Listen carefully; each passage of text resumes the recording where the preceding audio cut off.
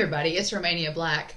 I think the last time I wore my Screaming Internally shirt, it was during Inishiro, back in season 1.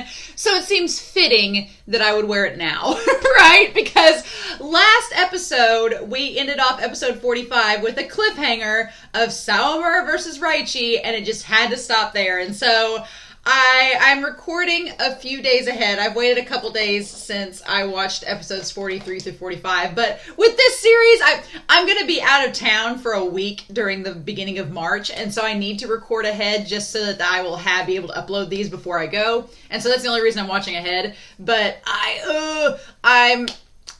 we're near the end of season 2. We're near the end. We have 6 episodes left. And we're going to watch half of those in this.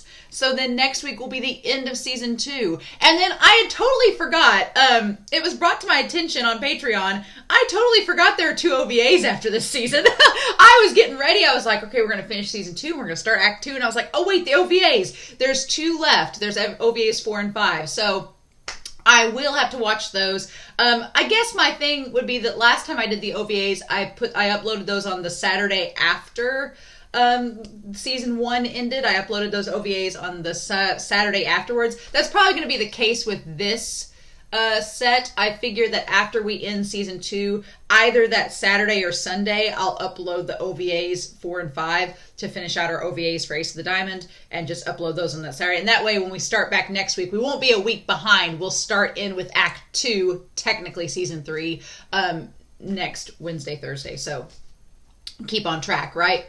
I can't believe we're almost to the end of season 2. I feel like the season has flown by. It's been so good. And the last couple games the games in this season have been great. And so, yeah, we're left on a cliffhanger here. Miyuki's injury has completely come to light. Everybody knows about it. Kateoka's like, just do the damn thing. Show them what Sato's baseball is. And if you can't do it, Miyuki, I'm going to call you out and switch you with Ono. It's like, okay. So the game is, I feel like going into these last 6 episodes, the tone and the atmosphere and the mentality is different than it was at the end of season 1, because Rio's injury took everybody by surprise, and it threw things off. It threw a kink into things where it didn't need to happen. It was basically, the difference is that Rio's injury came to light because of a mistake made that cost during the game. And with Miyuki, that wasn't really the case. It wasn't that Miyuki, his underperforming has cost the team, it just became apparent. So I'm glad that unlike season 1, we figured out the problem now before there was a mistake made, and we could recognize it and move forward with it and acknowledge it and go, find a way to progress. I am glad that we've made that distinction. That is really good to know going into this. But yeah, Raichi versus Sawamura. Raichi's always been his Achilles heel. Ideally, in my ideal world, I want Sawamura to strike him out.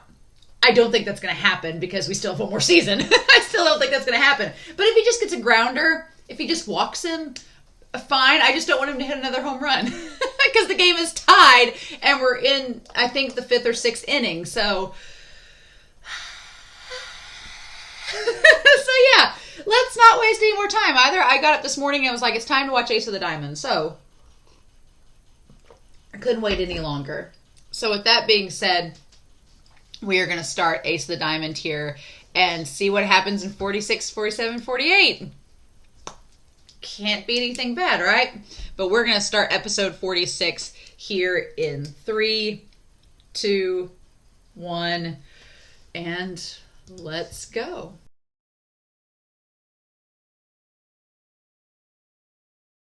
That was so wonderful. That was so wonderful. That's all I've wanted. That's all I've wanted since the start. Since that first home run against Raichi, all I've wanted is for Sawamura to strike him out.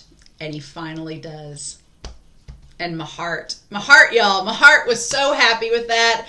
That was wonderful. Thank you. Oh my gosh. So yeah, I took lots of notes. These episodes were great. Oh my god, episode 47 was just all coming back around with the battery partnership. Everything is tied around in the best ways since the start of this series into this. It's like all full circle, and it's crazy. It's like we see season 1, Sawamura growing throughout season 1, and then he gets his first major setback at the end of season 1. Like, we're not going to make things easy for you as the main character. You've had a whole season to grow, but we're not just going to give you this win. No. And they may still not get the win. They may still not get it. Yakushi may still win this.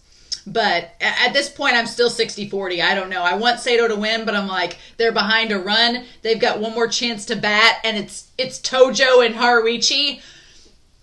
I don't know. And then what do we do? So I don't know. If they could tie it up, that'd be great. And then Furuya come in and pitch, and I don't know.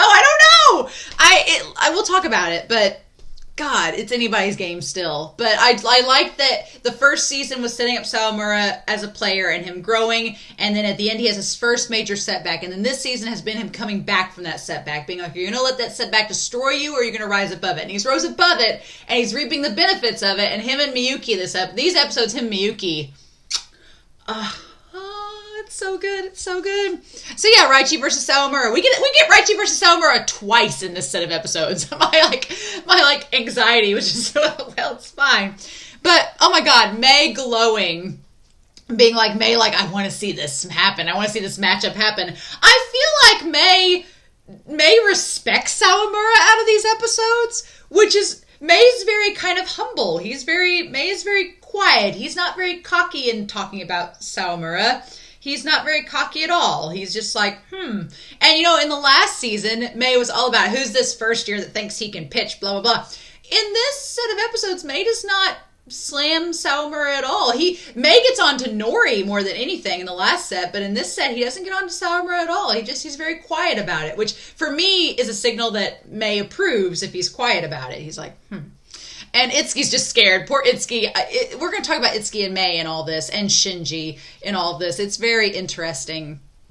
But I also like that Raichi's like, okay, Sawamura looks like he's grown from the beginning of the summer. Good. I want him to evolve. Raichi wants Sawamura to become a better pitcher because Raichi wants to bat against the best pitchers in the world. So, of course, he wants Sawamura to get better. It's more interesting that way, right? And then I love the idea that Todoroki is not happy that they've not brought out Furuya. Todoroki's like, I don't like this. And you can tell by the end of episode 48 that Todoroki's starting to get nervous. He's like, it's down to the wire. They've not brought out their ace yet, and they're still doing good against us. I'm nervous. You can tell it's starting to worry him that Furuya's not come on the mound. And it's like, So that's interesting. But that smile, the glances between Sawamura and Miyuki in these episodes, my shipper heart, which my shipper heart was challenged by Wakana, because Wakana, I think, genuinely likes Sawamura, but Sawamura keeps her unread. Not even on read, he's unread. He's not even read it yet. It's like, oh, Sawamura, honey. Wakana, I know you like Sawamura. That's fair. You're a sweet girl, but you might want to pursue other options. I don't think Sawamura is going to get it. But it's sweet. It's a sweet crush. I could ship them together. I could. Wakana's nice. I have nothing against Wakana and Sawamura as a ship. I think it's very cute. I just think that in all of his emails, he's talking about how Miyuki's not noticing him. I'm like, that may be red flag number 1. But anyway. But yeah, Raichi and Sanada, they both, I love that in the episode 46, they both get jammed. They don't get hits, they both get jammed, but they were Sawamura's best pitches, and Miyuki's like, crap, we gotta go beyond this? Okay. And then the second time around, he strikes him out. It's like the pinnacle of growth for our boy. I'm like, is it all downhill from here? I don't want it to be. I got really nervous by episode 48 because I was like, oh, is he going to... Because they're like, oh, Kataoka's keeping him in, and I forgot that it was the 8th inning and we still have the 9th. So I was getting my innings confused, and I was like, oh, okay, because I was like, he's still keeping Sawamura in.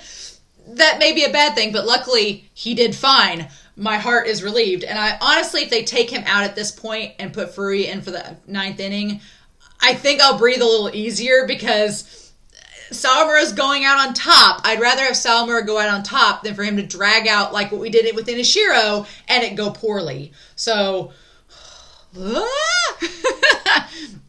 anyway, and then that would put the pressure on Furuya to finish it out, right? So yeah, but God, Miyuki's smile, him smiling, and here's the thing, when Miyuki smiles, usually it's him hiding something. Miyuki doesn't, on the mound, when him and Sawamura are pitching, we see some genuine smiles from Miyuki, but also whenever Miyuki is pressured or feels stress, he smiles as well to try to throw everybody off, to make it seem like it's okay. And Sawamura calls him out on it. He's like, hey, I know you're in a slump, but don't worry, friendo, we can do this. And Miyuki's like, slump?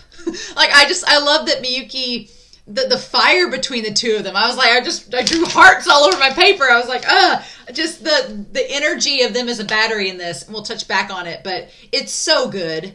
And it's all I've wanted this whole series so far. This series is a slow burn, but these episodes were so satisfying and yet still anxiety inducing. I'm like, how does this show do it? How does it manage to keep me anxious while also satisfying me as well?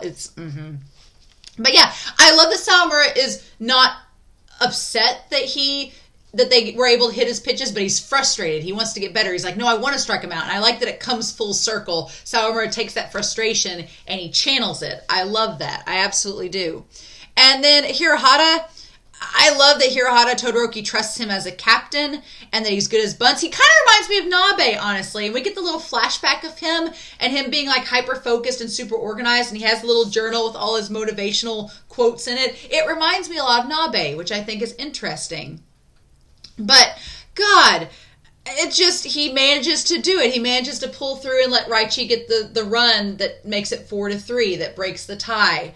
Oh, my gosh. And then at that moment, I was starting to worry when they got the run. I was like, is Sawamura going to start getting discouraged? But then Furuya, you hear the slap of him pitching to Ono, and it's like, no. Furuya is not going to let you slack off. Furuya is like, don't you dare give up Sawamura or I'm going to come take your place. And it's like, that's the kind of rivalry I like. I like that both Sawamura and Furuya, they spurn each other on and they're like, don't you give up because I'm going to come in and you can't slack because I'm going to come in and overtake you. And I like that because Furuya's not being malicious in any way. He's just like, I want to go pitch. So either you keep it up and do good or I'm going to come in and take your spot. And it's like, I absolutely love it.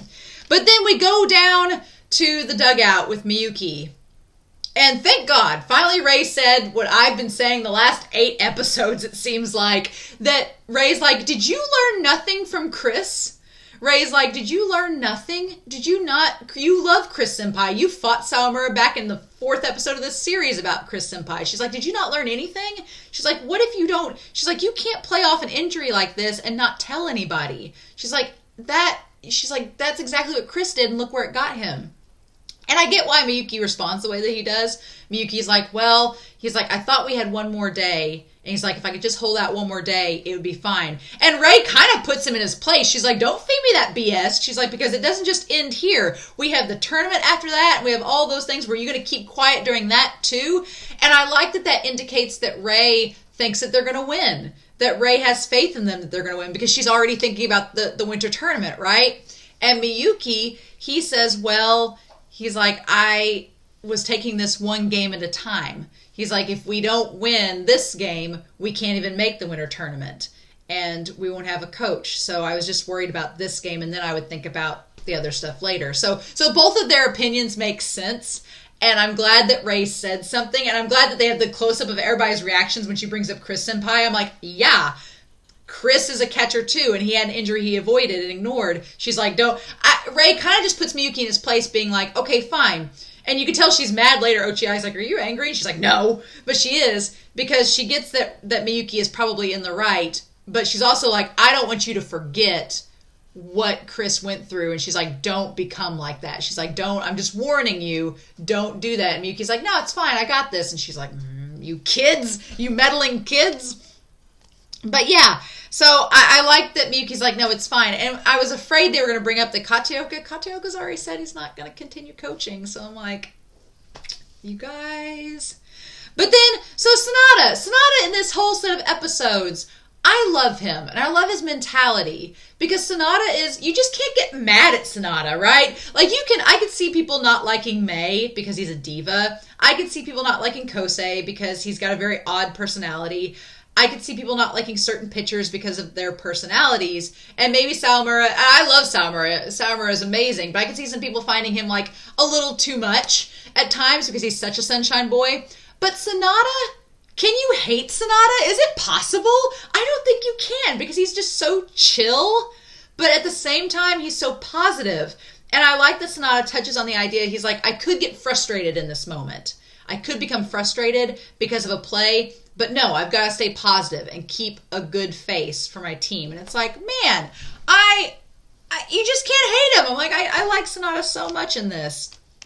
But we're in the 7th inning, and as episode 46 ends, Sanada's like, I can't lose to a first year. I can't lose to Sawamura as a pitcher. I'm the ace of my team. I can't lose to this guy who's not even the ace. I've got to pitch the best that I can. And so then episode 47, partnership. It's such a perfect episode. We start out, and see, I wondered, we're going to start out episode 49 with Tojo and then Haruichi. We start out this episode with Haruichi and the broken bat, and Sanada's pitch just breaks the bat. I wonder in the next episode if Haruichi will stick to a metal bat, if he'll switch over to metal or if he's going to stick with the wood. I wonder what he's going to do, because, yeah, Sanada's pitch just shattered the bat. Like, it was over like that. And so I wonder what he's going to do after Tojo. I wonder. I wonder indeed, because Sanada used a shoot ball against him and broke the bat. And then I like the idea that we go to this flashback with Sanada in the 3rd years. And the idea that Sanada becoming a 2nd year and becoming the ace, like his mentality started to change, right? Once the 3rd year's left. Because he meets up with that one 3rd year, the one guy who I think he was the pitcher. And he's like, I've got to study now. I can't really come to practices anymore. I've got to make up for all the time that I missed. And he's like, what are you doing, Sanada? You just skipping running again? You skipping out on running practice?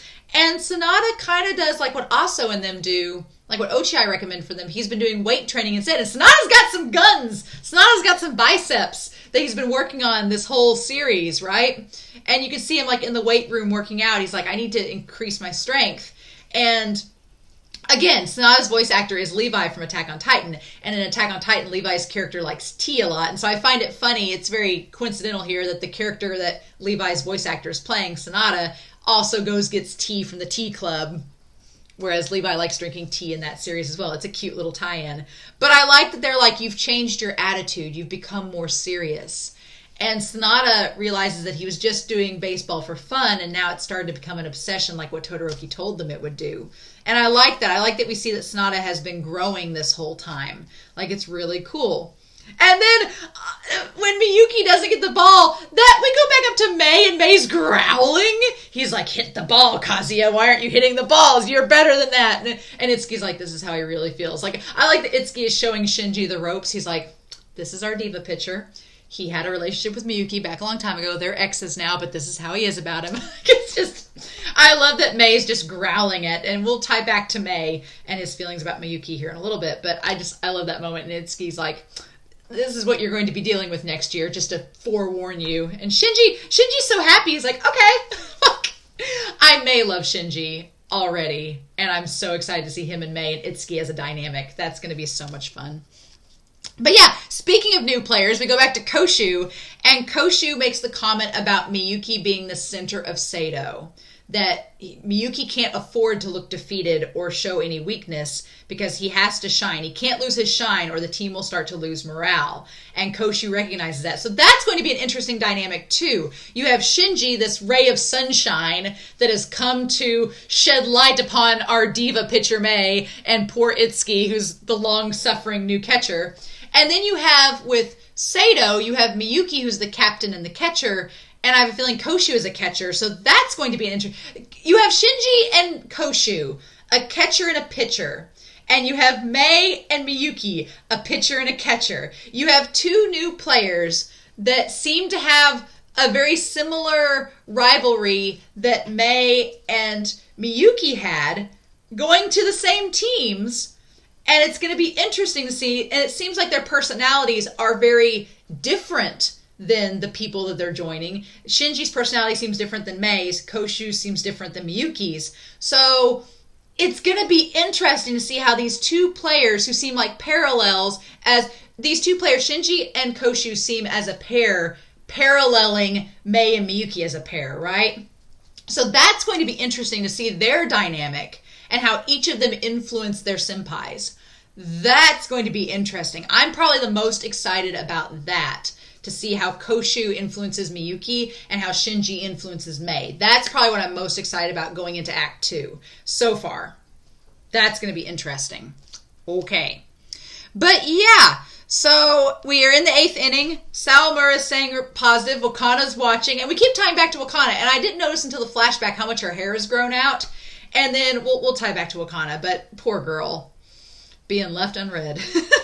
But Mishima, I like that we get some insight into Mishima, too. That Mishima, he's like, he wants to add men to the list of players he's beaten. And we get tie-in to that Mishima was a really good player going into Yakushi, and that he had like a list of guys that he'd taken down. He wants to add Sawamura to the list, and he gets on base. It's like, this game it's giving Yakushi and Sato both positives to go off of, and so it's like, damn, at this point, either of them can win, because you see inspirational moments with Yakushi, you see inspirational moments with Sato. Like, the mangaka is making it to where either team could win, and they're both justified, right? There's no, they're both underdogs. You have Sato, who hasn't gone to nationals in 7 years, who have a lot riding on this, but then you also have Yakushi, who's never been to nationals, and a lot riding on this. So, and they've been winning 34 consecutive games. So you have two teams that are both underdogs that have been doing really well,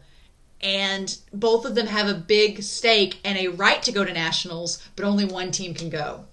That's the thing. I would argue, as much as I wanted Sato to win in season 1, I would argue that Sato was not ready to go to nationals. As much as I love Yuki, as much as I love Tamba, as much as I love the third years and Chris, where they were at as a team, I think if they had beat Inashiro, they would have got out in the first round at nationals. I just don't think they were ready. I think this team has grown to be ready, oddly enough. And I don't want to sound like I'm trash talking the third years, because I'm not, because the third years were incredibly strong. It's just the synergy with this team, I feel like, has grown so much in the second season. They've grown so close. It's hard to explain, but I feel like, let me rephrase this. I feel like Inashiro deserved to go to nationals. They were in a place where their team was, it felt like Inashiro winning wasn't surprising in season 1, if that makes sense. Inashiro winning, it hurt. It sucked because I wanted Sato to win so badly, but I wasn't surprised that Inashiro win, because Inashiro came in like the dominant force, and Sato was in fact the underdog. So when Inashiro won, I hated it and I was sad about it, but I wasn't surprised. Here, with this game, both teams seem like they're at an equal place. Both teams deserve to go to nationals, and if either team wins, I won't be surprised. Like, either team is deserving. So it's a different dynamic than the Inashiro versus Sato game. So that's my point, I guess, is what I'm saying. But then we have Raichi 2.0. We have Raichi 2.0. Ray's still mad about her decision. And then I love that in this moment, we see every catcher trying to figure out what Sawamura and Miyuki are going to do. It goes through, we see Mei, what Mei's thinking, and Mei is questioning Itsuki, be like, Itsuki, what do you think we should do? If you were the catcher in this scenario against Raichi, what would you do? And then we see Harada. I love that Harada and Yuki have been standing up this whole game. Again, the friendship of Harada and Yuki is so wonderful. I love it. But Harada is questioning what should be done, and Yuki kind of asks Harada, be like, what would you do in this scenario? And then Chris is asked, what would he do? And he's thinking about it. So all the catchers that are watching the game are thinking, okay, if I were Miyuki, what would I ask Sawamura to do? Right? Because Miyuki kind of has the call. He can make the call. And then I like that Harada's like, Yuki says, well, since we had the intra-squad game, and Harada's like, you had an intra-squad game? What? I like that Harada is like getting insight, being like, so this is how Sato does it. Interesting. Like, I feel like Harada's getting all the inside information. I wonder if Inashiro's had an intra-squad game. That's interesting. And I think they did. And then, but here's the thing, the change-up. Chris establishes, and they all establish, the changeup is dangerous against left-handed batters because of the way that the ball breaks, and that it's more dangerous because if it's just a little bit off, it's a good pitch, and Raichi will smack it out of the park. And they do 2 in a row up against Raichi, right? And it seems insanity to Itsuki, and then that Miyuki called it. He's like, do a changeup, do it, you're good, you've got enough control, we can do this. And Todoroki, I like that he's like, be patient. He's like, because Raichi, in episode 46, Raichi just swung at the very first pitch he got, he jammed it, and Todoroki's like, why'd you go after a difficult pitch? Don't do that. Be patient. And he tries to, encourage his son to do that. And I like that Mei calls out, he's like, oh, Miyuki called for 2 changeups in a row. That's the opposite of the low and away you would have called for, Itsuki. Like, he's calling out Itsuki, being like, see what Miyuki did that's different than what you would have done? It's the difference between catchers, right? And Itsuki's like, that's so dangerous. why would you do that? He's like, that's a risky move. It's really dangerous. And then Shinji notes why they did it. Shinji's like, well, and as a pitcher, it's interesting that Shinji knows this. Shinji's very perceptive, and he kind of gets what Mei's pointing out. He's like, well, what Mei is trying to say is that by pitching those 2 changeups in a row, it's breaking Raichi's form. It's throwing him off so that they can pitch something different the 3rd time around, and he's not going to be able to react the same way to it. It's trying to get him off his game. And, oh my God, Mei's like, even if it were me as the pitcher, I would hesitate to accept Miyuki's call. Mei's like, I would question Miyuki. He's like, if I was told to do 2 changeups to a left-handed batter in a row, and I was a southpaw, I would be hesitant. And so it's almost like Mei's giving his blessing to this new union of Sawamura and Miyuki. He's like, no, they have complete faith in one another. Miyuki and Sawamura have complete faith in one another. And for Mei, that's such an interesting thing for Mei to acknowledge the complete faith between Miyuki and Sawamura. It's almost like he's giving them his blessings. Be like, okay, Sawamura, you're a better pitcher than I thought. Okay, cool. It's such a bizarre move for Mei that I'm like, oh, okay. Mei's like, I can move on from you now, Miyuki. Now that I know you're in good hands. But yeah, and then of course, they acknowledge that the idea is that they get Raichi thinking. And that is, as Todoroki has said time and time again, the last thing we want Raichi to do is to think. And what does he do? He thinks. And then the call back to the first part of the season, of season 1, where Miyuki's like, I'm gonna shape you into a good pitcher. You just follow my lead, right? And at the time I was like, Miyuki's like, I'm gonna take you under my wing, Sawamura, and make you a good pitcher. But Sawamura has surprised Miyuki in just how much he's grown and how much he's influenced Miyuki. That's the thing. And they've come to become a partnership. And I love that it calls back to Miyuki describing batting as it's a work of art. Pitching is a work of art when you have a good battery. And what a work of art. The animation on that pitch, the waves, the energy, and Raichi. When Raichi swung and there was all the waves, I'm like, it's going to do either one of 2 things. Either we're going to get the great ending and it's going to strike him out, or he's going to knock it out of the park. And that strikeout, I freaked out. I fangirled. My heart was soaring. It's all I wanted, and it was so well done. It's like all the build-up. This show, it was finally rewarding us, and it's so good. And he got struck out. And there's a moment when Raichi looks back and he's frustrated and he's like, I got struck out. And his frustrated face, he looked a lot like his father in that moment. If you go back to that animation, you pause it, the animation on Raichi being frustrated looks a lot like his dad. I was like, oh, okay. It made him look older, and for a second I was like, oh, I can see it now. I can see it. And then Shunsui from the stands with his popped collar looking fly as hell. Shunsui's like respecting, being like, Miyuki. It's the dream battery we've never gotten. The dream battery of Miyuki and Shunsui together. It's my dream team, my dream dynamic. I would love to see Shunsui and Miyuki as a battery. I still do. It would be so amazing. But Shunsui's like, what a good call. Shunsui respecting Miyuki and being like, you knew exactly what you were doing, asking for those pitches. It's like, my heart. But then you can't get comfortable. You can't get comfortable. They had this amazing moment, and in the same episode, you can't get comfortable because Sonata's up to bat. What is this show? And then we go to episode 48, Party Boy. And at first I was like, what the hell is this title about? But it's about Kanemaru. And so, Sawamura, I love that he manages to strikes Sonata out. It's so good. Like Sawamura on fire, striking him out in the 7th. And then I like that Miyuki's like, nice pitch. And Sawamura's like, say it louder. Like you could have had a nice shippy moment there, Sawamura, but you got greedy and you messed it up. Look at you. And then I like that Miyuki's like, what does he say? Miyuki's like, I'll tell you all you want once we win. I like that Miyuki doesn't want to praise him yet fully unless they win. And then he's like, once we win, I'll give you a lot more praise. It's like, Miyuki doesn't want to speak too soon, right? I love that. And then we have poor Wakana. I love that Wakana and Sawamura have been emailing back and forth and talking to each other, and she notes how Sawamura's emails have gotten longer and longer the more excited that he gets. And there are times where he has short emails where he feels down on himself, and she can kind of tell. She can tell, and she sends that email of encouragement to him.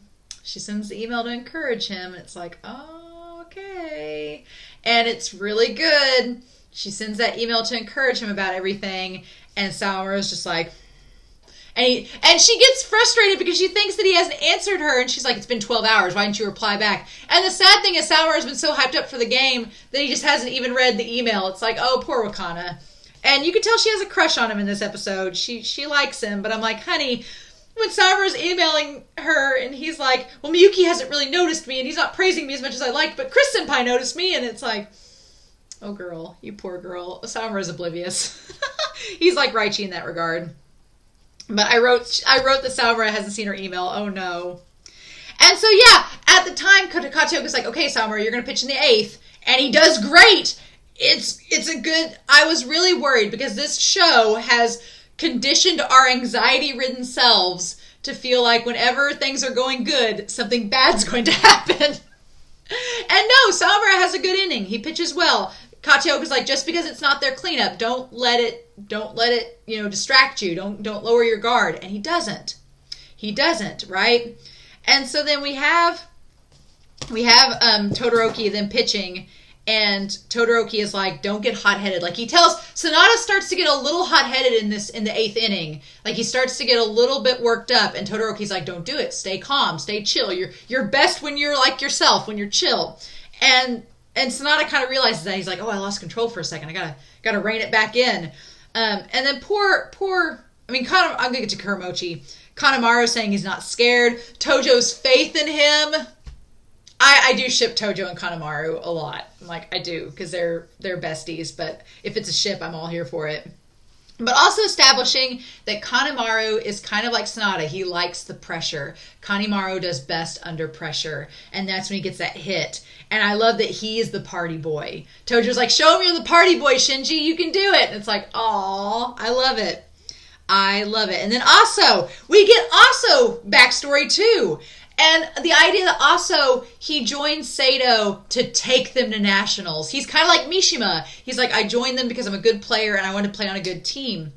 And I like that Aso is not... We finally get some backstory on him because he's always been in the background of this series, but he's never quite like gotten center stage. And we get that this time around with him, which is really cool. I like it a lot. But yeah, Aso's like, it's so good. Aso's like, you know what?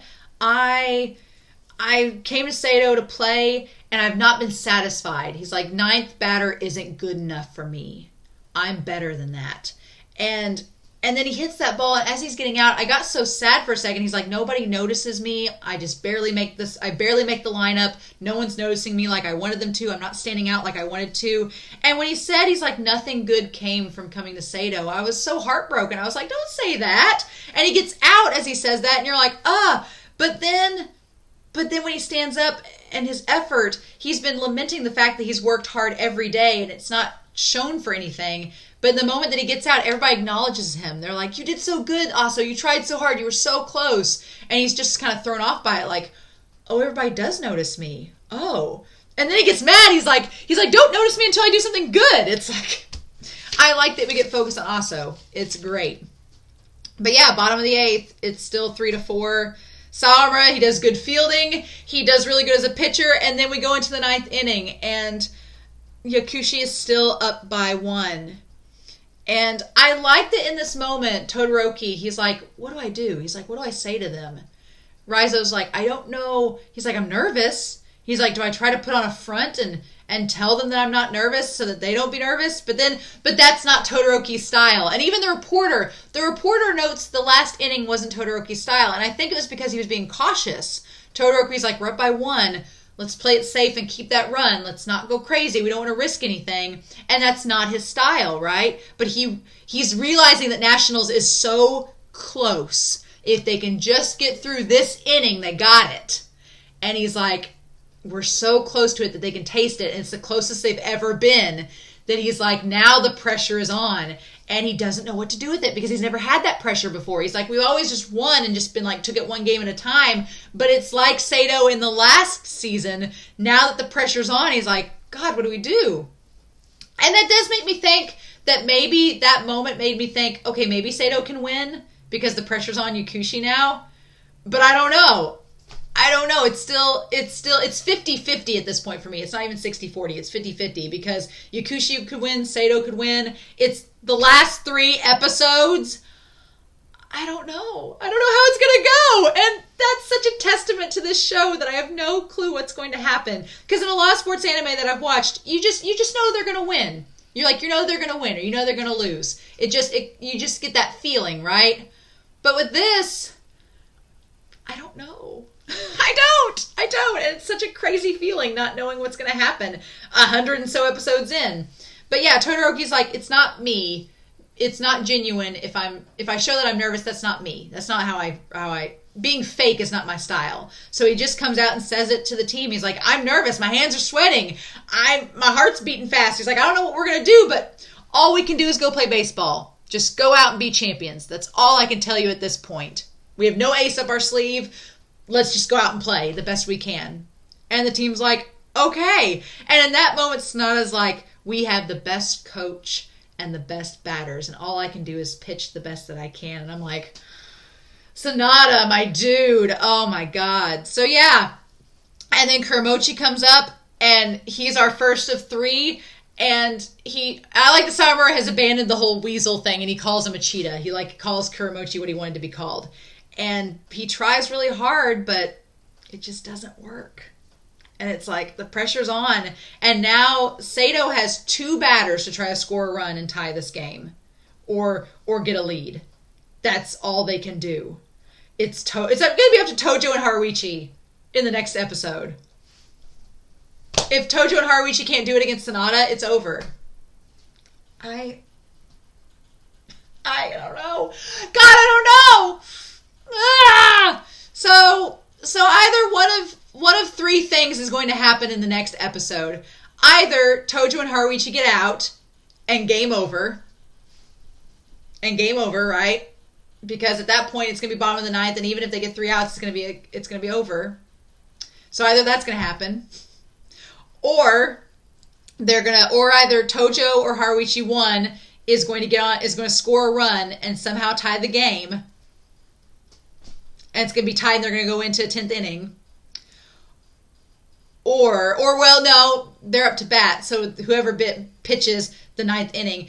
Here's the thing. If they tie, they're either going to lose the game with Tojo and Haruichi. If Tojo and Haruichi get out, they're going to lose the game. And that's it. And Yakushi wins. No pressure.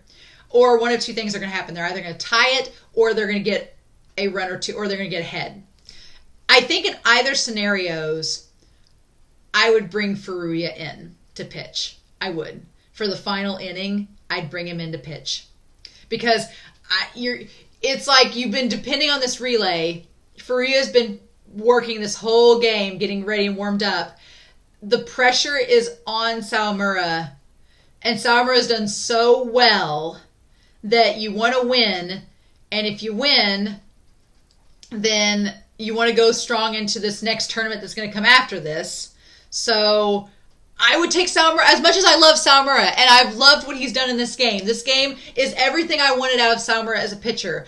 But I would put Furuya in that final inning because it's something that Yakushi is not used to. Yakushi has had several innings. They've had 5 innings at this point to get used to Sawamura. And Sawamura has, do like what you did with Nori. Ride out that high.